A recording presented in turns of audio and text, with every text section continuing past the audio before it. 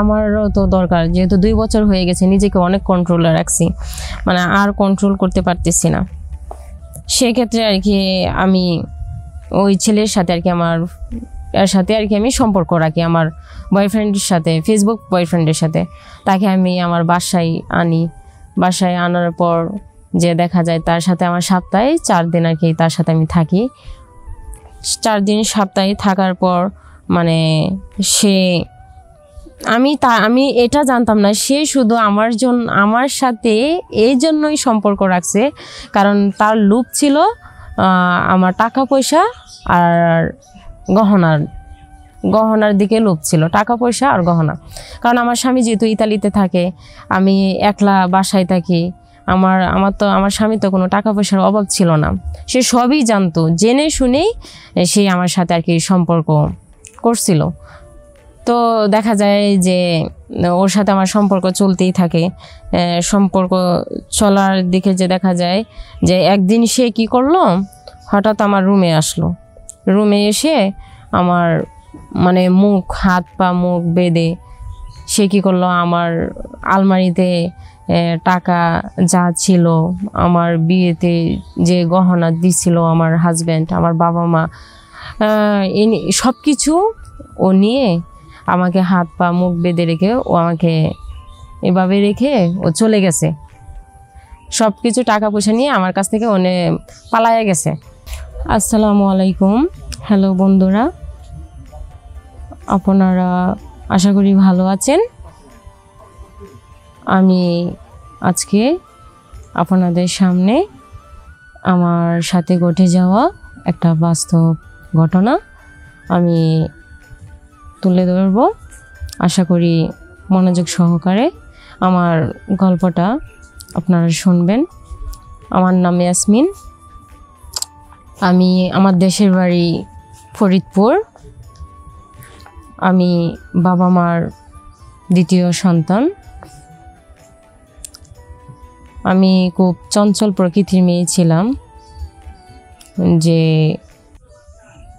খুব দুষ্টু প্রকৃতির বলতে গেলে।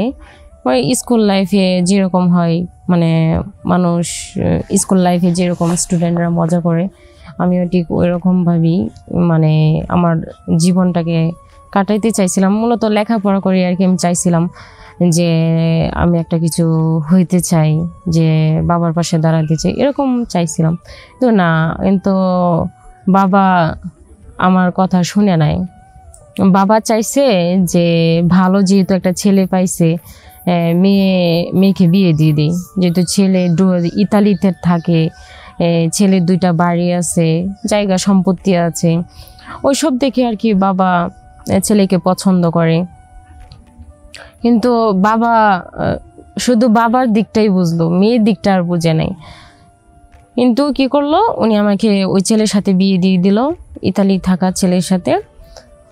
তো বিয়ের 1 মাস পর আমার হাজব্যান্ড আর কি ইতালিতে চলে যায়। ইতালিতে চলে যাওয়ার পর যে দেখা যায় যে আমি একটা মেয়ে, বুঝতেই তো পারছেন যে একটা মেয়ে হয়ে যেহেতু নতুন বিয়ে হয়েছে, কিভাবে থাকবো একলা একলা, নিজেকে আটকায়া, মানে নিজেকে আর কত মানে কন্ট্রোল করে রাখবো। দেখা যায় যে এভাবে আমি 1 মাস, 2 মাস, 3 মাস আমার হাজব্যান্ড আমার সাথে ফোনেও এতটা সময় দিত না।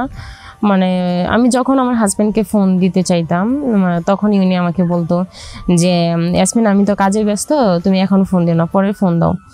এমনও সময় গেছে যে আমার এখন কিছুই ভালো লাগতেছে না, আমার শুধু মানে আমার হাজব্যান্ডকে কাছে পাইতে ইচ্ছা করতেছে, মানে এরকম মন চাইছে। কিন্তু ওনাকে তো আমি পাবোই না, কিন্তু ওনার সাথে যে একটু কথা বলে যে নিজেকে একটু কন্ট্রোলে রাখবো, সেটাও আমি আর পারতেছি না।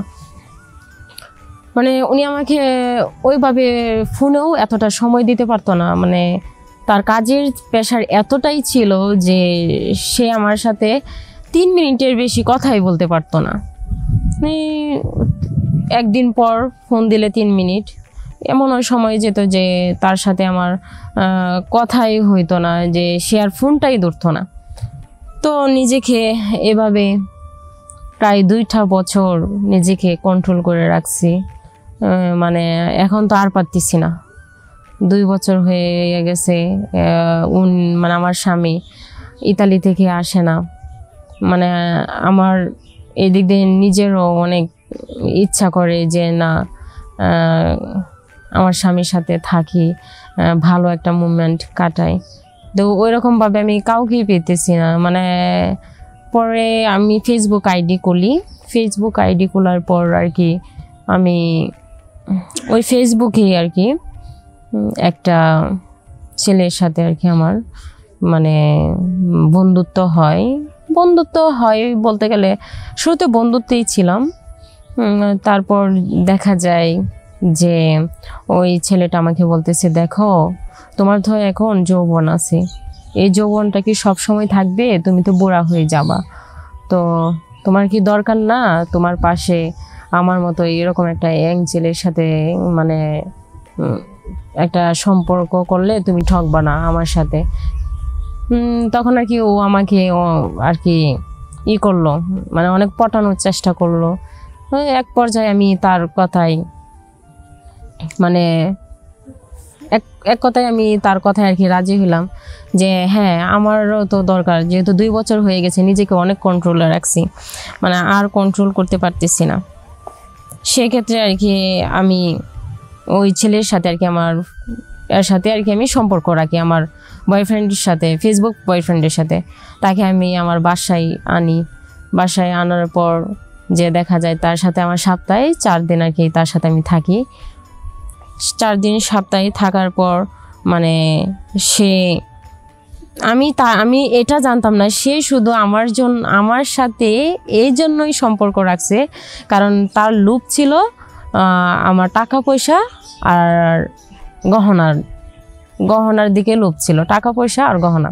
কারণ আমার স্বামী যেহেতু ইতালিতে থাকে, আমি একলা বাসায় থাকি, আমার স্বামী তো কোনো টাকা পয়সার অভাব ছিল না, সে সবই জানতো, জেনে শুনেই সে আমার সাথে আর কি সম্পর্ক করছিল। তো দেখা যায় যে ওর সাথে আমার সম্পর্ক চলতেই থাকে। সম্পর্ক চলার দিকে যে দেখা যায় যে একদিন সে কি করলো, হঠাৎ আমার রুমে আসলো। রুমে এসে আমার মানে হাত পা মুখ বেঁধে সে কি করলো, আমার আলমারিতে টাকা যা ছিল, আমার বিয়েতে যে গহনা দিছিল আমার হাজব্যান্ড, আমার বাবা মা, সব কিছু ও নিয়ে আমাকে হাত পা মুখ বেঁধে রেখে ও আমাকে এভাবে রেখে ও চলে গেছে। সব কিছু টাকা পয়সা নিয়ে আমার কাছ থেকে পালায়া গেছে। তো আমি এটাই বুঝাইতে চাইতেছি যে আমার মতো মানে এরকমভাবে কারোর সাথে ফেসবুকে রিলেশন করবেন না, ফেসবুকে কারোর সাথে রিলেশন করবেন না, তাহলে যে আমার মতো লাইফ নষ্ট করবেন।